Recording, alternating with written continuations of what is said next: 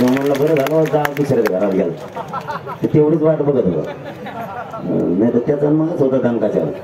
तेव्हा बोलला की मी वाजायला ते एक साधू वाला मी 25 बोलायचं मराठी जोरात बोलून सोडितच नाही मी त्याला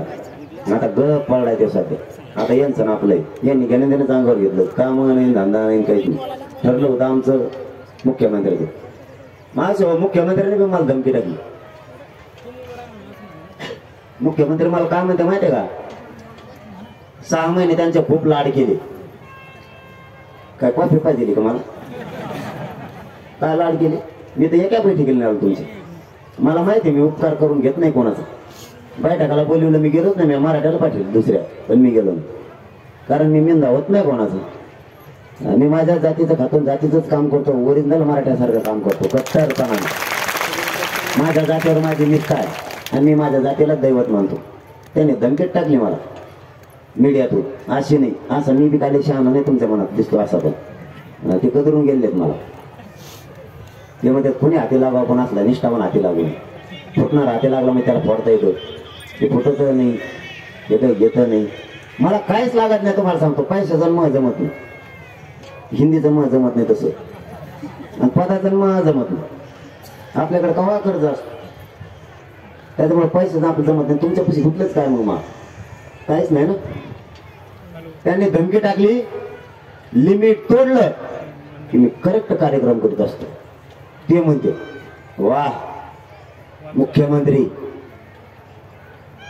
राज्याचा पालकत्व तुम्ही स्वीकारायचं कायद्याची घटनेची शपथ तुम्ही घ्यायची जनतेचा मायबाप म्हणून काम तुम्ही करायचं 6 महिन्यापासून करोडो मराठ्यांना येण्यात तुम्ही काढणार आणि तुम्हीच करेक्ट कार्यक्रम करणार वा असे मुख्यमंत्री मायबाप म्हणल्याच्या नंतर लोकांचे लेकरं फाशीच घेणार ना म्हणजे या मराठ्यांनी तुम्हाला सगळ्यात मोठी त्यांची एक चूक झाली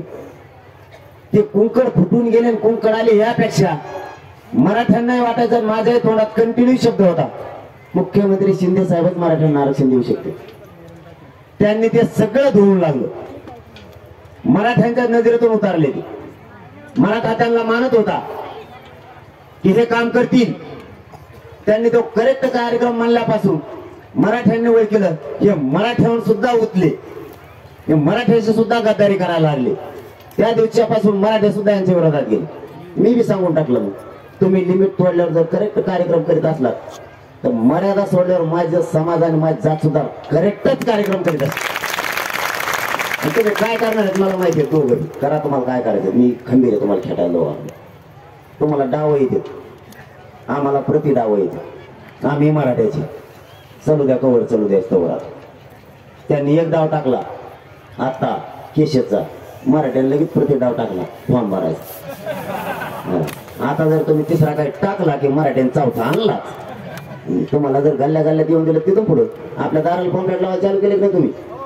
हे बोर्ड काढून द्यायला ना आपल्या दारात चिटकून टाकायचं पॉम्पलेट पुढाऱ्यांनी माझ्या दारात यायचं नाही बंद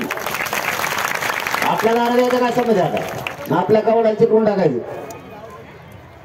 विषय संपला आता गावात तो बोर्ड लावले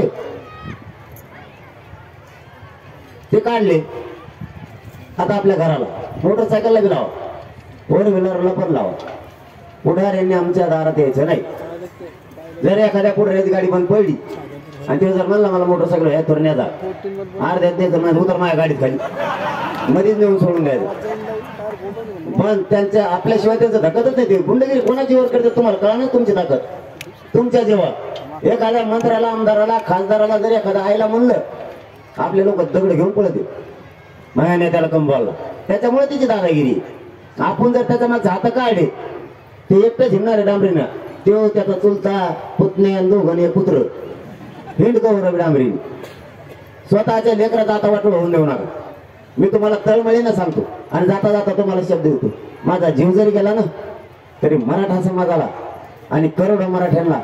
आरक्षण देऊन त्यांच्या लेकरांच्या डोक्यावर गुलाल टाकल्याशिवाय इंचही माग हटणार नाही शब्द तुम्हाला देतो आणि सांगतो धन्यवाद.